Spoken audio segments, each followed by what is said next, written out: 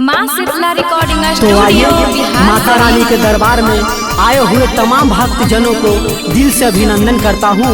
तो आप लोग मेरे साथ में बोलेंगे, दोनों हाथ उठाकर बोला बोला साचा दरबार के। सभी लोग पीछे वाला भैया बोलेंगे माता रानी की। तो आइए मेरे साथ झूम जाइए। लहगल बा भीड़ भारी काके सब काके झूमहबता तोरे की रब्बा से माई भी नहीं वो कुछ गावता तोरे की रब्बा से माई भी नहीं वो कुछ गावता। पीछे वाले भैया से अनुरोध करूंगा कि आप लोग मेरे साथ देंगे, दोनों हाथ उठाकर बोलेंगे साचा दरबार के।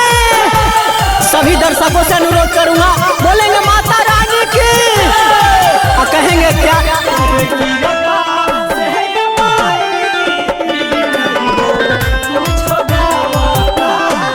पढ़नी लिखनी नहीं माई नहीं कुछ सिखनी हो।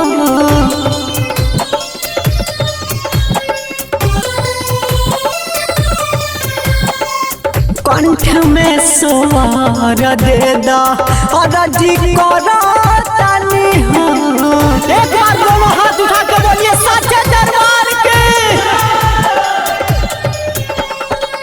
तोहरे चौहरान में माई सिरवा झुकावता तोहरे चौहरान में माई सिरवा झुकावता तोरे की रब्बा से माई भी नहीं वो कुछ गावता तोरे की रब्बा से माई भी नहीं वो कुछ गावता। एक बार सभी दोनों हाथ उठा के बोलेंगे मेरे साथ क्या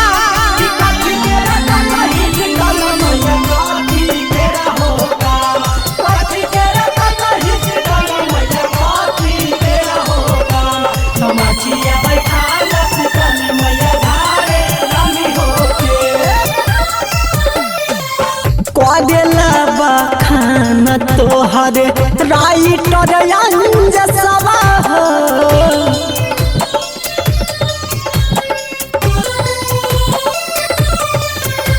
हाँ दिलाना तू ये माई एक करो कॉल सवा हो।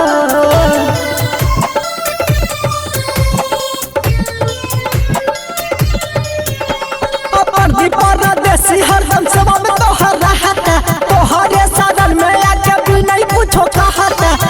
परदेसी हरदम सेवा में तोहर रहता तोहरे साधन में आके निर्मल पूछो कहता। तोरे की रब्बा से माई भी नहीं वो कुछ गावता तोरे की रब्बा से माई भी नहीं वो कुछ गावता।